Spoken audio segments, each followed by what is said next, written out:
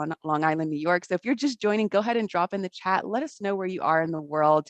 And as I said before, I had the pleasure of interviewing Rachel, our guest speaker, before, and I know she's got a ton of knowledge to share in this next hour. So buckle up, get your notepads out, close all your, your tabs that you've got open, stop multitasking so that you can participate with us today. We would love to have you participate if you're calling live. So you can participate in a number of ways. You can turn on your cameras if you feel called to do so. No pressure though. I know that video fatigue is real, but we would just, love to extend that invitation if anyone would like to have some face-to-face time with us today if you're live with us. If you are rewatching this, hey, what's up? Thank you for rewatching this. We would love to also have you participate in the comment section if you're rewatching so that we can, make sure that if anyone has any follow-up questions or has, really taken some gems out of this, we can shout that out as well. So if you're here live with us, we'd also invite you to write in the chat box any questions, any reflections, any tips and tricks of your own as well. Again, we want to hear from you, especially since you're taking time out of your busy schedules to join us live. So if anyone at any point wants to hop off mute and voice a reflection or a question, just give me a visual cue by raising your emoji hand. That will let me know you'd like to be added to the queue to hop off mute. If you don't know how to raise your emoji hand, no worries. Just drop in the chat box, either publicly or privately, writing to me, letting me know you'd like to hop off mute. And as time allows, I'll give you all the rights to hop off mute. Now, if you do hop off mute, you will be featured in our live recording as this is being recorded. And this is a nice reminder for those who signed up for this chat, be looking out for a rewatch email. That rewatch email will include a link to this recorded video so that you can rewatch it and send it to your colleagues, your friends, your family, your community. And then it will also include any links to resources that our guest speaker might bring up throughout the hour. So in case you aren't able to grab them from the chat box live, or if you're rewatching this and signed up, you'll still have access to that in the rewatch email. Now, since we are talking about, we're going to be vulnerable in this next hour as, life and work equals for me vulnerability. So if anyone has any sensitive information and you prefer to be kept anonymous, feel free to write me in the chat box privately. You can find me under Mariella Marie. Write to me privately there and I will raise your question or your reflection and keep you anonymous. The last thing I'll say is we'd love for you to follow Power to Fly on socials and subscribe to our YouTube channel so you can keep up with all the great chats we've got in store. And before I pass the mic to our awesome guest speaker, I'll just take a couple seconds to introduce myself. If this is your first time joining a chat where I am moderating, hello and welcome. Would love to hear from you. If you're here live, please, drop anything that you think would add value to this conversation, and I will highlight that as time allows. Now, I love speaking about the importance of emotional intelligence at home, at work, and at play. So you might hear me reflect on some emotional intelligence stuff. If you are interested in that, please join me in that conversation today. Otherwise, I invite you all to support my project that I'm working on that is called the Positive Force Team. You can go to thepositiveforceteam.org, sign up for my newsletter, or you can connect with me on LinkedIn. All right, so without further ado, I'm going to pass the mic to our guest speaker, Rachel, who's calling from New York City today. Rachel, for those who have not joined a session where you've been speaking before, please introduce yourself. Let us know why you do what you do and what you're excited to share today. Awesome. Thank you so much. And I say this every time, but your presence and mindfulness is contagious. So it's just you being you is like you're already doing your movement. So my background, I started out in the world of financial services. I was at Goldman Sachs and then Bridgewater. But for the first few years of my career, I was really intentionally trying to figure out what did I want to do with my life? What did I want to do with my career? I spent about 6 years really intentionally trying everything I could to answer that question. Ironically, I was also being referred to friends and friends of friends for, helping them with their resume and job search. And eventually, I was receiving career coaching. I realized I had some unique frameworks. I chose to get my own coaching training and certification. And from there, it sort of has taken on a mind of its own, where the past 4.5 years, I've been building out digital tools that represent our unique frameworks. And all of these tools and processes and frameworks are helping professionals and individuals like you all here today to be really intentional and confident and informed with any career step, any career decision. Our forte is what I call career exploration to help you clarify your best fit direction. But, there's so many things that are relevant to that upskilling, personal branding, job searching, really anything career related. But really helping you to just be thoughtful with all of those questions, challenges, goals, and decisions. I have been a coach through some other organizations. WeWork, the Flatiron School, Columbia University, Project Activate. I did a tech MBA at NYU Stern. I am an entrepreneurship professor at Binghamton University. That's the long story short on me. I'm happy to explain further any part of my story, but that's the short version. I love that. And I'm sure we'll learn more about you and just all of the milestones you've hit along the way. It's so fascinating just to hear already, all of the doors that you've been able to open and how you bring that to the work that you do today. So I'm sure that you'll share more about yourself as we reflect on these awesome questions that folks have submitted previous to today's conversation. I'm going to stop sharing my screen. So Rachel, you can go ahead and share your screen as well, and just walk us through the beautiful presentation that you have set up. And I just want to let you all know, you all have submitted some great questions before this conversation, and Rachel probably will be answering a lot of those in this presentation. So towards the end of the presentation, though, if she hasn't answered the questions that you all have submitted, we will still give some allotted time for that. But if you're here live with us, we want to hear any questions that come to mind in the moment as well. So we're going to be juggling between previously submitted questions, live questions. I see we got Hong Kong representing, we got Florida, Wisconsin, more people are dropping in the chat. So we're pretty global here today, Rachel. Please keep that in mind as you're speaking with us. And I know you'll do just a rocking job on just helping us bring our authentic selves into this space. So thank you. Take it away. Yes. And I love that there's an international presence here. It's wonderful. Before I forget, there is a series to this. So this is the first of 3. There's 2 more events that we're going to have, and it's going to be the full cycle of how to make your career change. Today is going to be focused on the readiness, the mindset, and how to clarify your path. The second event is around actually sort of upskilling, pivoting, and making that path a reality. And the third is the personal branding and the job search component. So lots of other things coming your way. So pay attention to Power to Fly's events page and you can sign up. So that's that. And I will pay attention to the chat as well. So you already learned about me. And this is our agenda. We're going to talk about the mindset, figuring out if you want to change, getting comfortable with change, limiting mindsets, figuring out where you need improvement in your career, how to clarify your direction, and a self-reflection exercise, and of course, Q&A. So these are just some of what's coming, but please let me know what's on your mind. Okay, so how to figure out if you even want a career change. I find that so many people I talk to are just not sure, right? They might have this inkling, but it's like, how do I know? It's like you have this feeling and you just let it sit. You let it simmer. We don't know whether to act on it or what it even is. You want to recognize some of the signals that might help you to really figure out what this means. How long have you been considering this change? How engaged are you in your current path? Has there been a feeling of wanting more, but maybe you're not sure what the next steps are, and that might be stalling or hindering you? Are you aware of what would be next, whether it means how to pursue the process or what your next career step might be? Sometimes that clarity around what to do or what's next might just stall our action, right? You want to ask yourself, like, what do you want and what do you need out of a career? So is your potential being fulfilled? Is your challenge being fulfilled? Literally ask yourself, what do I need out of a career? What do I want out of a career? These are, food for thought. You can write on these things. Probably not exactly in this moment, but these are future reflection exercises that might help you to have a benchmark. Am I getting what I want? Am I getting what I need out of this current place that you're working? And how does your current role stack up against what it is you're looking for?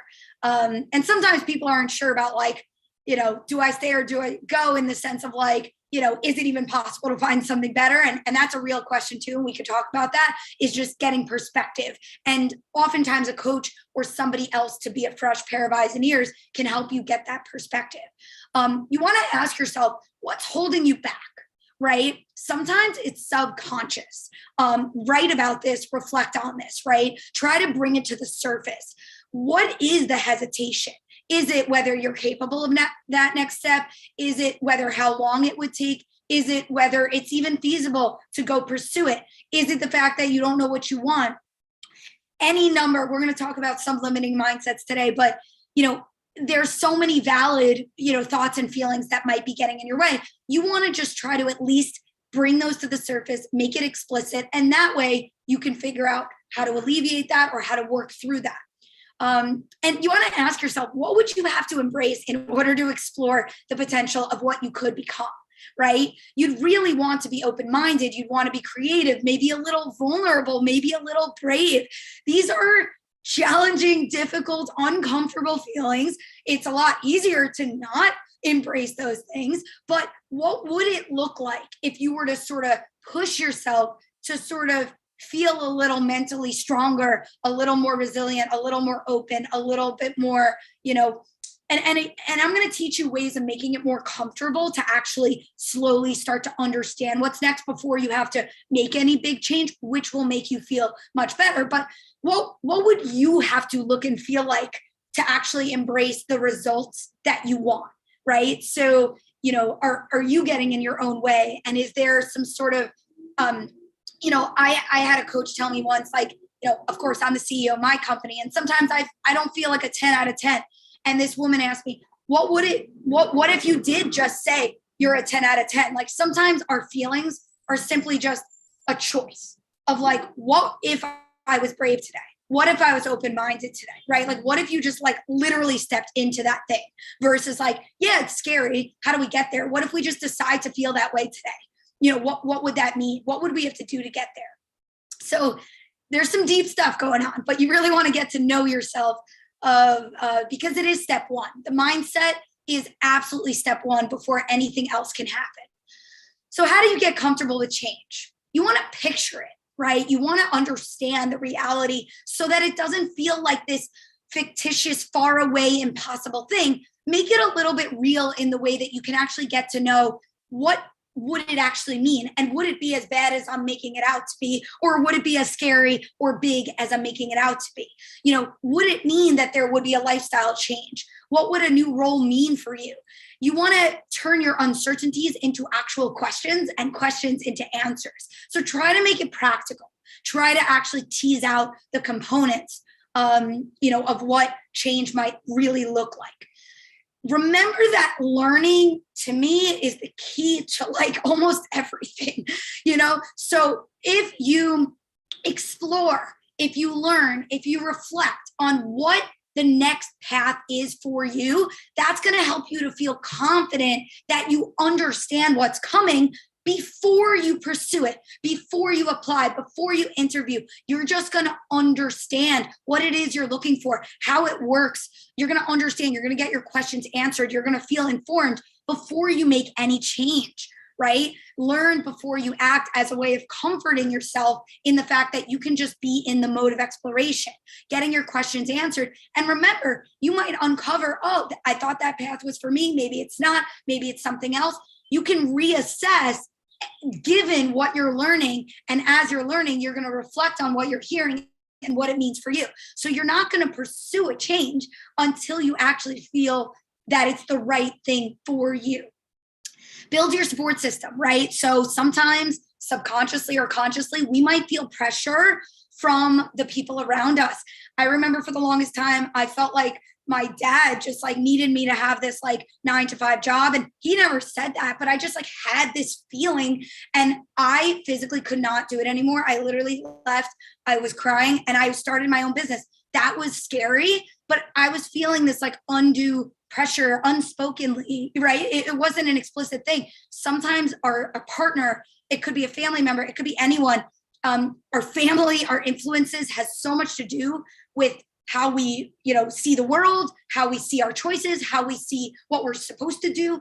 I mean, really get to know what's going on for you. And can you have a conversation with yourself or with someone else to help you feel more comfortable embracing some next steps? So we're going to dive into typical limiting mindsets, and I'm going to try to debunk all of these for you. So first is stress. And this is real. A lot of us have stress around our career. And that might be because you want more for yourself. It might be coming from a good place, and yet you might feel stressed about, what to do, maybe anxious. Should I leave? Should I pursue something? This stress is very valid.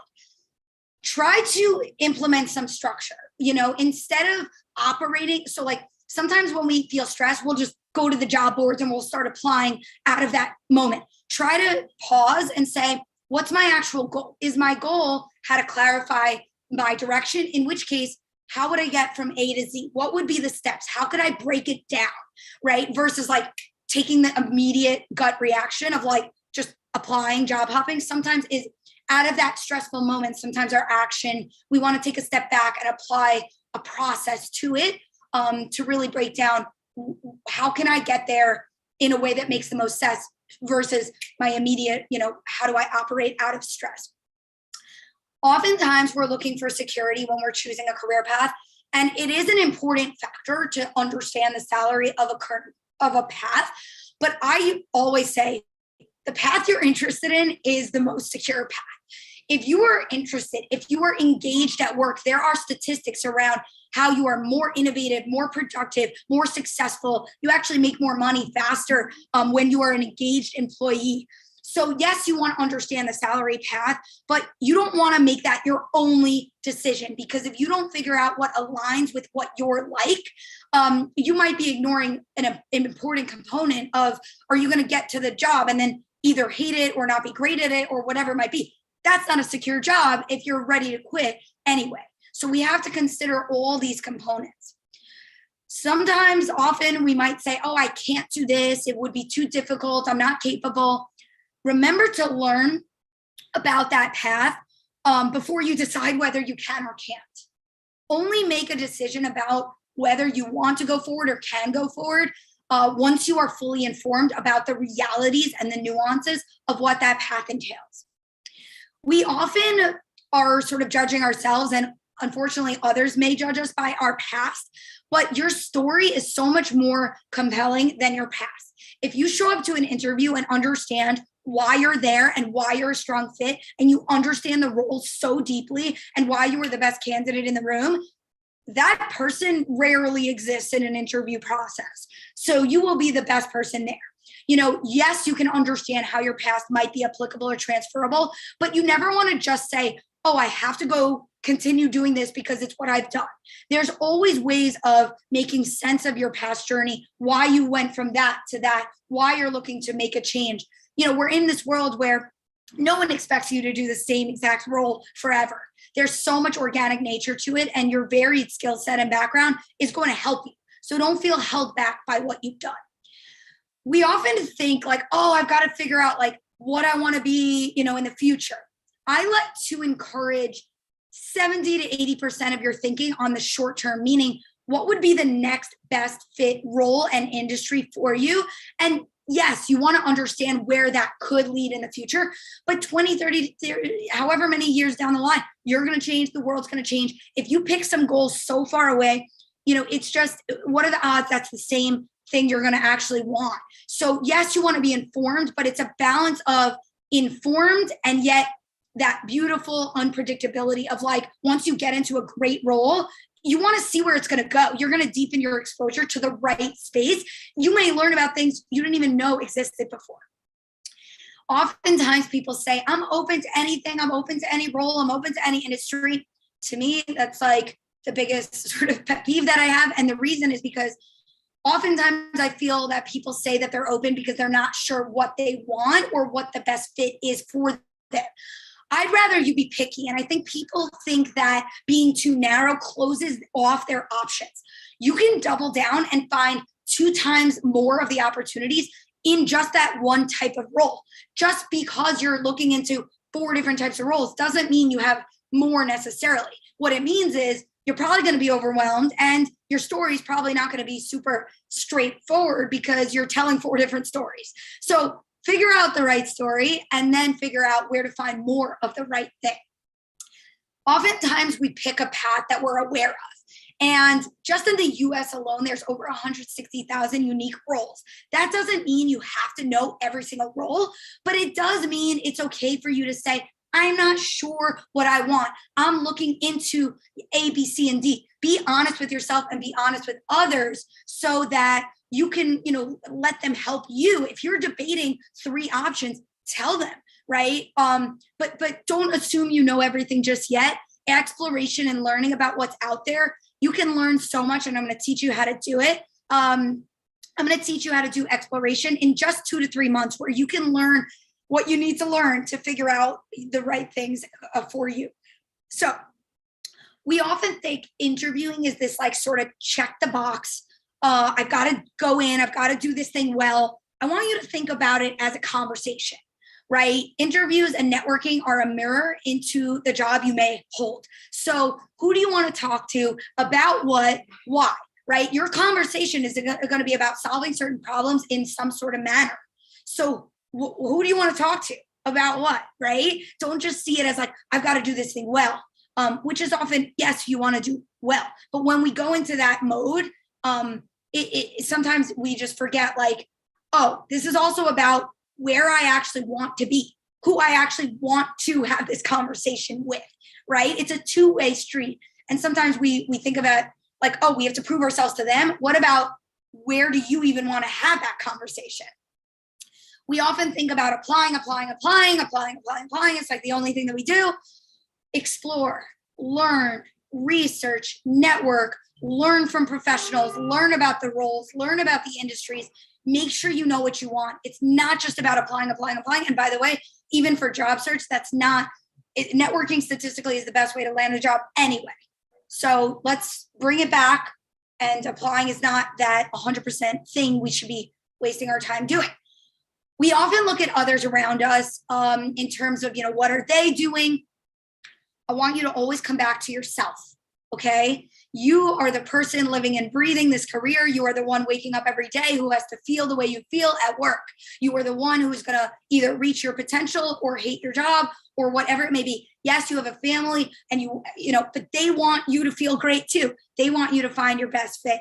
And so it's natural that sometimes like on tools like LinkedIn, we start looking at other people. Know that that's natural, but just try to bring it back to yourself and try to have influences that are just serving you in a positive, influential, motivating sort of way versus like, oh, you're comparing.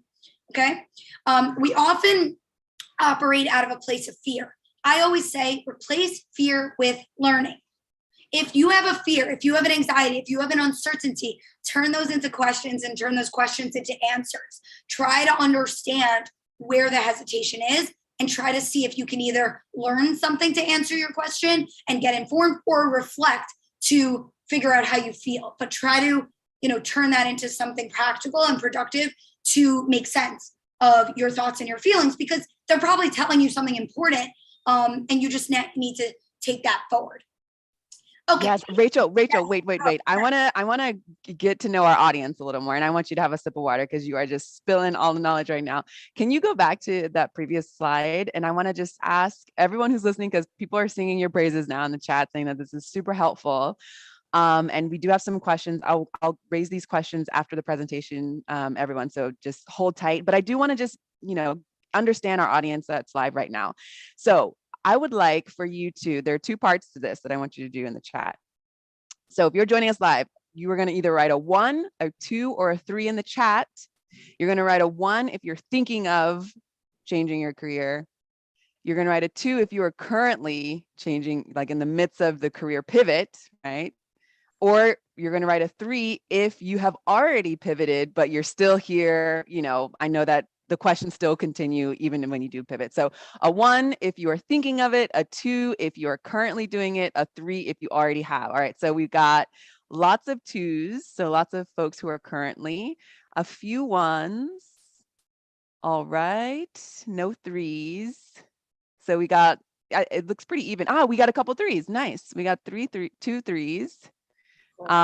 So it looks like we've got an overwhelming folks who are currently pivoting, and then next in line would be the folks who are thinking of it, and we do have a couple who have already pivoted. Now, my next question, Rachel, I would love to just have folks pull from these words here that are on the screen. Now that you have shared where you are in your career journey, can you write one or two of these words that jump out that you're maybe, right now you're experiencing? So if it's, stress, or if it's, being aware or being picky, short term, just drop some of the words that call your attention now, so that I can just let Rachel know and she can understand a little bit more about our live caller. So as folks are doing that, thank you, Rachel. You were so amazing with your presentations. I mean, you have so much knowledge, and I just wanted you to be able to understand the live callers as well today. So we got story, open, clarity, So I much. can't, and fear, stress, I don't know. Structure, learn, beautiful, I'll learn. Lots of learning coming up in the chat. Great. Create, awesome. Thank you all. Explore, great. Take it away, Rachel. This is great. Yeah. And by the way, with fear, maybe it's learning about yourself and what you want and what you need, or maybe it's learning about the roles and the careers that are out there, or maybe it's both. Learning and reflection is key to finding clarity and confidence in your career decisions. So I love this. Okay, so now we want to say which area of your career needs improvement, okay? So there's 3 sections that I like to think about. The first is what I call function. Function is the day-to-day of your work. It's the skills, the activities, the projects, the things, that you're literally doing throughout your day, the action, verbs, and phrases, the activities. The second piece is the content. And this is the nature of the work. It's the topics or the problems that you're actually working on.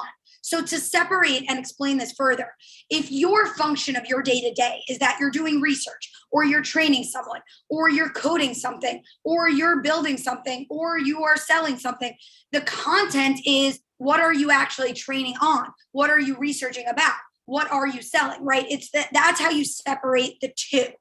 The third piece is the environment. So what would it look and feel like physically? The culture, the people, the style, the vibe, the pace, the remote, all the bells and whistles of the physical environment that you're a part of at work. Now, these are the words you typically hear: role, industry, culture. This is how it becomes translated. So if I were you guys, and you could even write this in the chat if you wanted to, which of these 3 sections do you think is most in need of improvement, whether that means clarifying it, or you already know you need to improve the fit of your role, of your industry, or of the culture that you're a part of. And by the way, you might choose 2 of these, you might choose all 3. So if you're currently working, which of these 3 do you think needs the most improvement in your next step? And if you're not working, which of these 3 are you most focused on getting right, in your next step? So feel free to share in the chat which of these 3 you're really focusing on improving. And I'm happy to answer questions if this isn't clear, but this is a framework to make sure you can think about whenever you're thinking about your next step. These are sort of the 3-part thing that you can think about, because each are important to try to clarify. And that way, when you pursue, what am I, going after? Each of the 3 are important. Oftentimes we munge together the role in the industry, but they're very, very separate. You can be an HR, you can be an engineer, you could be all these different things in a variety of industries, right? You could be different roles, different industry, and various environments as well. So clarifying what you want here is the key, so that when you start applying, you start interviewing, easily know how do those things stack up against what I know I want as it relates to each of these 3. Okay. I love it. Rachel, can I highlight some things happening in the chat? Yes. All right. So we got folks writing role in industry, culture in industry, role in industry, culture and role in industry, role in industry, role in industry. All right. There you go. Yeah. Yeah. I mean, makes perfect sense to me. It's a lot of everything, but each of these 3 are so important. So it makes sense that I'm seeing a lot of that. And there's different ways of assessing and getting to know it. By the way, career exploration can very much help you pinpoint role in industry. Culture is something you want to just know what you need out of the people you work with, the values, the style, the pace, the remote, right? And that's something you assess more during the interview process. But career exploration is going to help you to practically narrow in on the right role and the right industry. So what is career exploration? It is a process that is distinct from and a precursor to the job search. It is a series of steps of learning and reflection so that you can compare, contrast, clarify which path you are most confident in pursuing or which path is the best fit for you. And by the way, exploration can and should be done before any job search, right? It's not just a one-time thing. Anytime you're ready for the next step, you just want to say, what's best for me? What's next for me? Right? Why does it have to come before job searching? Well, first of all, it's going to make your job search that much more efficient. It's going to make it that much more effective. And it's going to increase the odds that you actually are fulfilled in your next role. The last thing we want is to risk and guess, am I going to like it? How do we find out about the job before we get in it? This is how we do it, right? Cool. I hope this makes sense. And I'm going to keep going, and then I'm happy to answer lots of questions. Okay, so how do I do career exploration? Good, thank you. Okay, the first step is motivation accountability, meaning you have to ask yourself, am I ready? Am I at a moment where I literally need to do exploration? Committing to the fact that you're going to be in that mode, in that process, is step number one. All right, then you want to reflect on your interests. That's an exercise we can do today, or we can always follow up. I'm happy to chat with you guys after the fact. We have a career assessment that we offer, but the bottom line is you want to reflect on each of these three things. You want to reflect deeply on the function that's most aligned with you, the content that's most aligned with you, the environment that's most aligned with you. Then you want to say, okay, which roles are relevant to those functions and which industries are relevant to the content. You're going to have options. Most assessments spit out one answer and then you're like, what? So you want to come up with options for roles, options for industries. Then you want to learn a little bit of research. You can't learn everything online, but you can learn some stuff online. And then you're going to network. You are going to meet the people who work in those roles and in those industries. And you are going to learn deeply, accurately. You are going to paint the picture so clear that you would know what it would look and feel like if you were to walk into that job today. And then maybe some experiential learning. I like to leave that towards the end. Maybe shadowing, volunteering, some pro bono work, a side project, a hands-on project, a course, a certification, a small way of testing it out in a direct way. But reflection and iteration is key. You might hear about roles that sound good or industries that don't sound good. Iterate. Every single week, you're going to learn, synthesize, reflect, and iterate. About 2 to 3 months of doing this, 2 to 3 hours a week, you are going to get to the point of saying, this role, this industry, this environment feels like the best fit, given what you understand about those options and how it relates to you. That's how you clarify with confidence. Then you go to the job search, and then, of course, you love your job. I'm going to skip this quickly. So yeah, just so you guys know who we are, and then we're going to move to some Q&A stuff. This is what we do. This is what I do. This is what Woken does. We help guide you through all of these steps. And then, of course, after exploration, personal branding, job search, upskilling decisions, all of that, teaching you how to do it, what to do, when to do, why to do it, how to do it, where to do it, all that jazz is what we do. We are here to remind you can and should find a job you love, and you can get in touch. And I'm, of course, going to hang out, but I want to make sure I share this with you. And Mariella, if you want, we might want to take a quick poll. I can sort of kick it off and let me know if you want to help me, but I'd love to hear from you guys in the chat. I have about a 5 to 7 minute guided reflection exercise that will help you to start to reflect on your functional affinities, the content and topic areas that you're most interested in, and the environment you thrive in.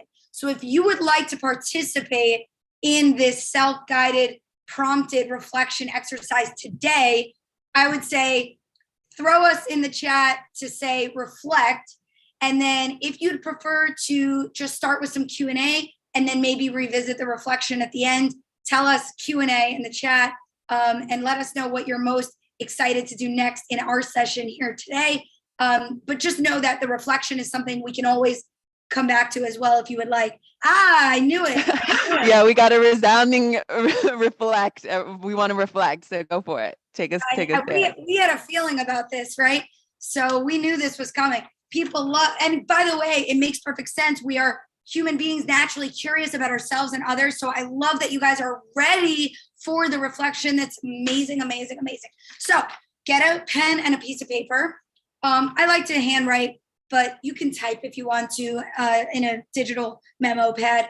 But tell us when you're ready. You could either write ready or throw us a thumbs up emoji. And I'm going to prompt you through some literal guided reflection. So let me know when you're ready. I'll wait for a quick second here and allow you guys to get that pen and paper. Okay, we're ready. Beautiful. We're ready. Okay, so section number 1 is the function. It's the affinities. It's the tendencies. So I'm going to talk and you guys just write some keywords as they come to your head. Does not need to be perfect sentences. Just literally whatever words are coming to your mind, okay? So I want you to start to think of a few experiences you had. It could be a project within work. It could be outside of work. It could be however far back in your life. But you want to call out 1 or 2 or 3 experiences that stand out to you as the most interesting, the things you were most engaged in. Maybe these are projects you chose to do, right? I say project loosely. It could even be hobbies, things you most enjoy. You're in flow, you're engaged, you're freaking jamming, you're loving it.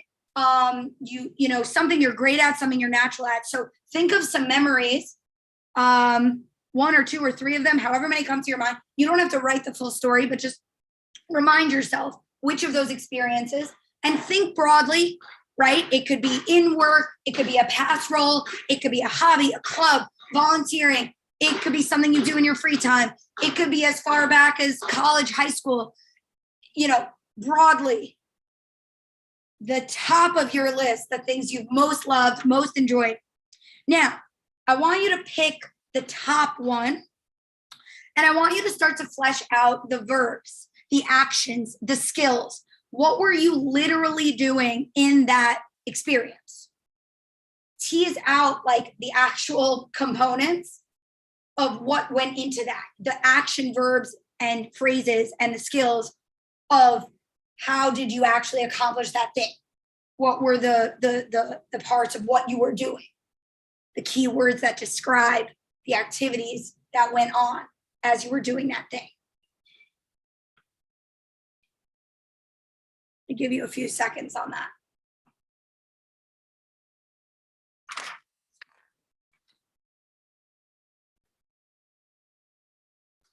So now that you've got that list started, I want you to continue the list. All of a sudden, you've started a list of verbs and action phrases and skills and, you know, things like, you know, things you're good at, things you're natural at, things you love doing, tendencies, affinities. Continue that list. Continue that list. Okay? I'm going to grab water while you guys reflect. I love this. Thank you so much, Rachel. And I appreciate the pause as well so that we can reflect mindfully and grab that word that comes to mind. I would also encourage you all, I'm doing this activity too, because I think it's beneficial for everyone, as we are growing all the time, right? So to not be too picky with our words, could take the first one that comes to mind, and maybe if we have a little more time, pick a second one, right? Because it's like we're looking for the perfect word to describe the perfect thing that we like to do in that, you know. But I think, you know, if we're being mindful of listening to our intuition, going with that, you know, in this scenario, it is good to go with our gut feeling to write down, you know, what attracted. Was it because I was intellectually stimulated, you know? Was it because I could express it? Did I feel safe? You know, there's so many words or expressions that we can grab there. So I don't want people to think, be too hard on themselves. This is not your English class. Yeah, 100%. Like, don't overthink it at all. We will analyze it all later, but the thing that comes to you is the right thing right now. So that's exactly right. So I'm going to move forward. And so if someone were to ask you to do a project today, what would it be? And picture this is like a fictitious company. We don't even know, like they could do anything, or maybe they do everything. You're hired, you're being paid. What should they ask you to do? What would you want them to ask you? You could be paid to do this thing. And by the way, it could be like a functional skill where you actually know the project, or you could say like, I'd love to look into or improve or work on or build out or fix a certain process where you may not know the outcome or the solution, but maybe you know the intention. So somebody asks you to do a project today, any project, what should they ask you to do? What would you like them to ask you to work on? And this is not where you work today. This is a fictitious company. This company does everything.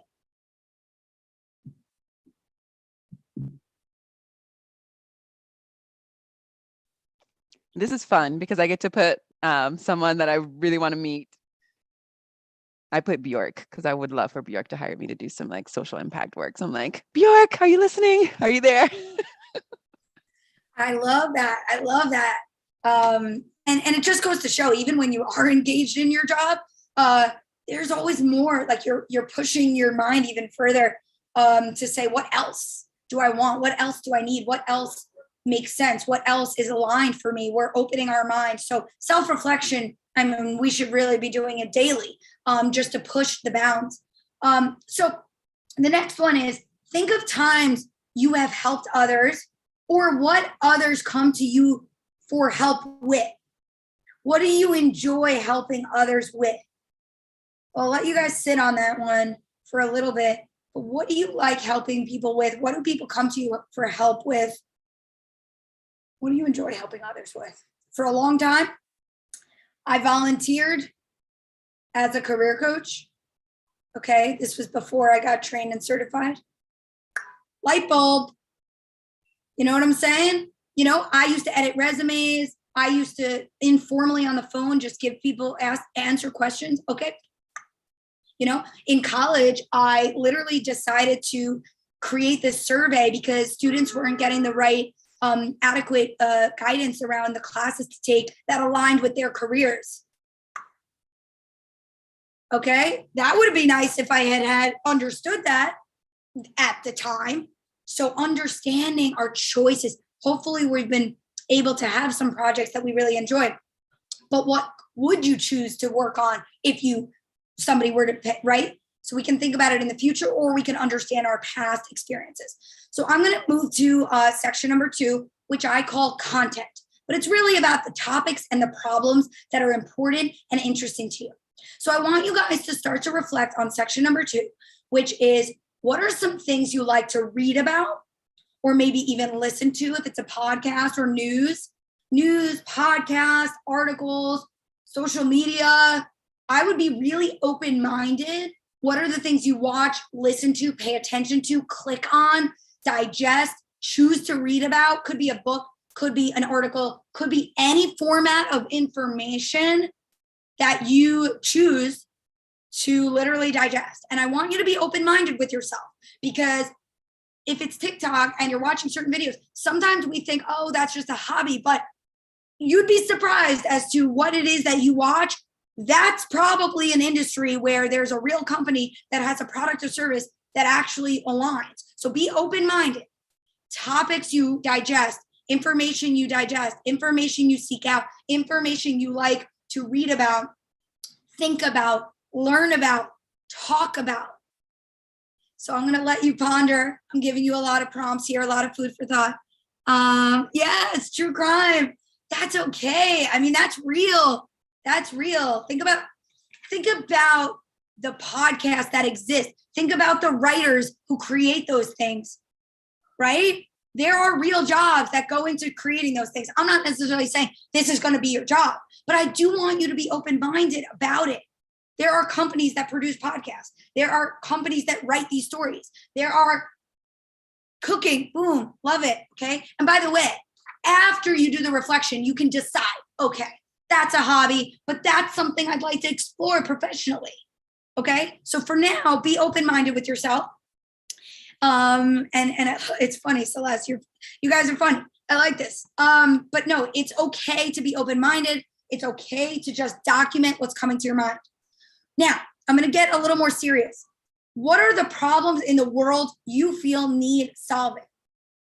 This world Unfortunately, sometimes it feels like our problems just are growing instead of reducing, unfortunately. But what are the problems where you're like irked and you're like, oh my God, how does this thing still exist? How do we not have this? Why is this so broken? Why do people not have this? Why? I could talk about career exploration all day long. What are the things that you're like, this has an impact on people? I care about this. This is a problem.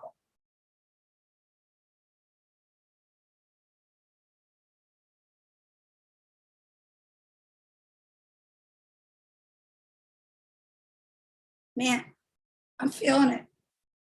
I make myself like. Yeah, as you said, unfortunately, there's a big list of things to pick from there. But fortunately, we are here looking for how to be involved, which is actually a step in the right direction. So I appreciate everyone for taking the time to contemplate. And Rachel, I appreciate that question that you're posing. Yeah. And we want to prioritize which problems are most important to you. And by the way, again, this is why I don't want you to judge yourself, because like something like cooking, like, okay, maybe objectively you're like, okay, there's like things that might like seem more or less important, but like it's important. It's health, it's physical health, it's mental health. Food is a real thing. For different types of groups of people relate to food differently, and it has impact on their lives. So every single topic that you're thinking of has an impact in some way, shape, or form. Which one is most important or interesting to you? Start to prioritize the list. I'll ask one more question. Products or services that you find most interesting. Could be a digital thing, could be a physical thing, could be a store, could be any sort of service, could be something you've heard about, something you've used personally, any area of innovation, something new, or it could be something that's been age old, from the tale of time. Some product or service, maybe it's like the thing you talk about and your friends are like, I don't care, stop telling me this every day. And you're like, you got to use this thing. You got to check out this thing. I do it. And people are like, why? Like they don't care, but you care. Products or services. Yes, I love that, Elizabeth. Awesome. Products or services you find interesting, innovative, impactful, intriguing. You're telling people to try this thing. Like a good reflection is, sometimes you might be speaking so passionately about something and then you're like, they're not paying me to say this. They could be paying me to say this, That's one reflection there. That's exactly right. Or paying me to think about it, paying me to research it, paying me to focus on that thing, paying me to look into that problem, paying me to sit there all day thinking about this thing that I care about. Amazing, right? We want to say, where can we go get paid to do the things that are interesting? And by the way, there's a realistic element. We are going to learn about the jobs and the industries, but this is the beginning so that we can come up with some ideas. Okay, let's go to section 3. Yes, and Rachel, I want to pause. We have about 10 minutes left. So just to let everyone know, everyone's doing such a great job with this impromptu workshop, but I do want to make sure that everyone knows we have 10 minutes left. Cool. I'm going to go through this in 2 minutes so I can answer questions. So environment, this is important. Do you want to be in a small team, medium-sized team, large organization? And it could be a range, but what range size group feels right to you? Do you want to be fast-paced, medium-paced, slow-paced? Do you want to travel? Do you want to be remote or in person or hybrid? The buzzwords of today. What traits should the people have that you work with? Values, the style, the personality. What should they be like? What the environment, the culture should be like? Get specific, right? Close your eyes and picture it physically. Sometimes knowing what you see helps you to understand the vibe of what you're looking for next, what you're craving. Maybe you're just like want a big corporate setting. Maybe you want a really small, scrappy startup team. What do you see? What does it look like? What does it feel like? Beautiful. I'll leave you guys with that food for thought. Environment's important, but you can always come back to this recording. As I mentioned, I have an assessment, 80 plus questions. It takes you through all of this in a much bigger way. But yeah, for the last few minutes, I would love to answer questions. And I know that we have pre-submitted and we have questions from today. So let me know where to start, Mariella. Let's start with folks who are raising their hand, because I think you covered a lot of the pre-submitted questions. So Azim, you were up first. Thank you for waiting patiently. Go ahead and unmute yourself. Hello, can you hear me? Yes. Yeah, so, I've been working for a company for almost, I've been working for various companies as a consultant for almost 10 to 15 years. And I've aced every interview I've been to, worked for all these Fortune 500 companies. And I always felt like, okay, the next thing I need to do is work for a better company, move up the ladder. But, I've realized after a period of time that all of these things doesn't matter, because I'm at a cap which my job is always going to pay regardless of which company I work with, and that is the threshold. So maybe I may be up 10%, 15%, but that's about it. Now I'm realizing over a period of time that I need to get out of that mode and get into an uncapped rate where, rather than impressing my interviewer and moving on to the next gig, I need to find a role or do something where my time is valued at an unlimited potential and it's not just capped. So how would I go about it? It's not that finding the right things, but it's not working out for me. Uncapped salary potential, is that what you're saying? Meaning, like, how do you figure out what's your next step that would be a growth opportunity beyond, in a bigger way than what you're already doing, is what I'm hearing. Is that right? Or so I would give an example, but so one of my friends, and it's not in the same direction, but I got inspired by that. So a couple of my friends, they were working in a similar facet, and one of them, he wrote a book because he felt that that is what he wanted to do, and that is something he's getting an uncapped income. Another one became a mortgage officer when he was in a very high paying job, but he realized it was not giving him the right balance, and he was being locked into an 8 or 9 hour shift, but not getting anywhere. So people have done some kind of different work roles which are giving them this kind of uncapped income. Understood. Well, so if you're thinking about literally just the income and the salary perspective, you can use the exploration that I just mentioned to learn about what are the roles, whether it's like a side thing or a full-time thing.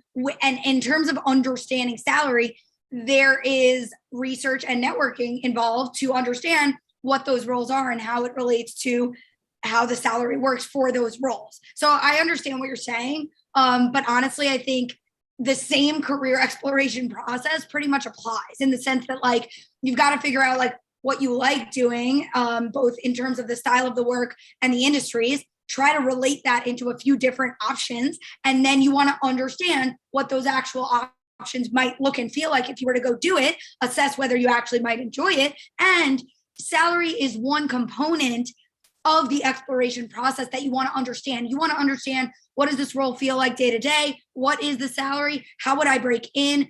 That is what exploration is for, is to literally answer all of those questions so that you're informed. And when you understand those factors as it relates to, say you have 3, 4, 5, or 10 roles that you're considering, that's when you understand the differences and you understand the factors for each of the roles. That's when you can compare, contrast, and say, okay, this one feels like the right fit given what it is you're looking for. So for you, you're looking for this like sort of untapped growth from an income perspective. That's one thing.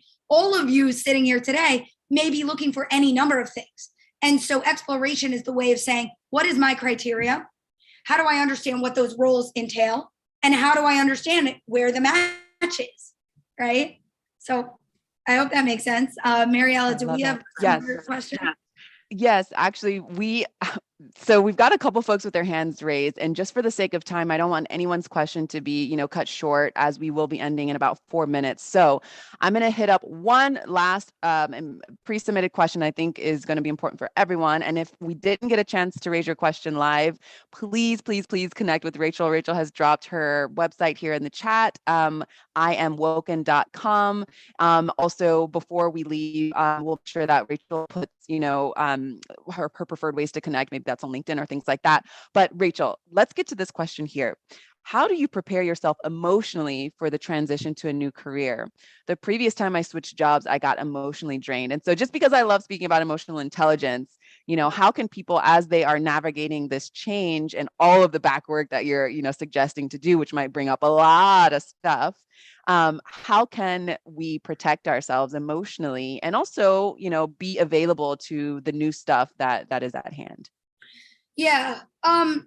Self-care and mental health and resilience and taking care of yourself in any number of ways is important for all phases of careers, whether you're just working, whether you're going through exploration, whether you're upskilling to make that pivot, whether you're job searching. That mental health is even more important, I would say, during job search. But, to this person's point, when you're making a pivot happen, any number of things could feel draining. So I think you need, of course, put in proactive measures for taking care of yourself, your mental sanity, your physical health, but also reactive. So know that when you feel that ounce of stress or that feeling of anxiety, what can you do in the moment to really sort of bring yourself back and recenter? Maybe it's writing some stuff down.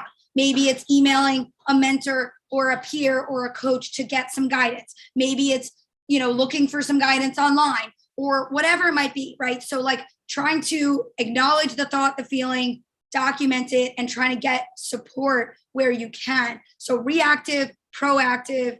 And honestly, I really do just think self-awareness of understanding what is draining to you. Is it the fact that you're doing too many hours a day and you're burning out? Is it the fact that you're pursuing this pivot for months or years and you're not getting anywhere? You want to understand what the feeling is, what the challenge is, and honestly, where you can get support. I think the key is don't go at it alone. A coach, a mentor, a peer, whatever it might be, an accountability group. Try to get another pair of eyes and ears on what it is you're doing. Because if the burnout is coming from you're doing the same things, you're not getting anywhere, remember, I think we forget that in the world of careers, there is help out there. And I know career coaching is often really expensive. I personally aim to not make it so. But even if you can't pay for help, mentor, peers, something to help, get you out of your own way. Sometimes I find that the mental health challenges just gets into place when we don't get out of our sort of own heads.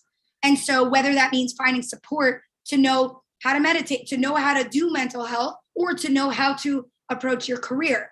But I think getting support to know how to actually go about these things and take care of yourself or pursue the career steps in the right, best way, this support is here for you. So seek it out. That's my quickest answer. I mean, I'm sure there's so much more we could talk about. Yeah.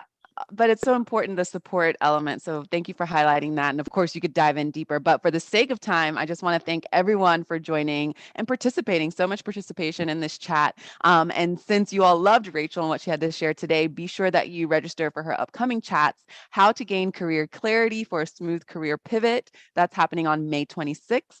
And then Personal Branding and Job Search Strategies to Land Your Next Role. That's June 16th. We've dropped those in the chat, but feel free to look at Power to Fly's website and subscribe so that you can make those upcoming virtual events.